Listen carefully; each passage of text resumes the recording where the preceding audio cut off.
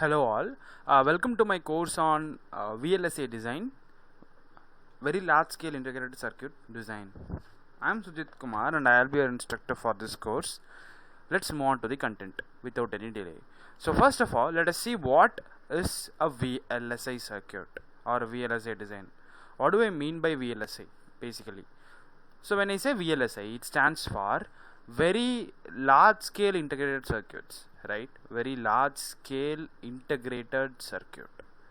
Okay, this is the expansion of this VLSI, the word VLSI.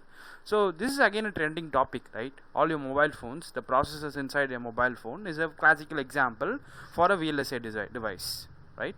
So what do I mean by very large scale integrated? What is very large scale here? So we have billions of transistors integrated together into a single chip. That is what we call as a VLSI chip. So that is a chip which is called as an integrated circuit, okay, or IC.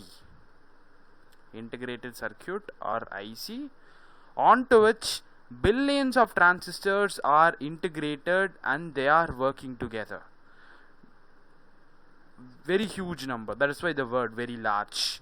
Okay, very large scale, which means we have a billion number of transistors and they are working together, integrated inside a single chip. Okay, this is a monolithic chip, a very single chip, and together they work and they solve the purpose. So this is basically a VLSI circuit, and in this course we will be able to study how this VLSI chip is actually being manufactured, or how this being designed. Rather than focusing on manufacturing, let us focus on the design part.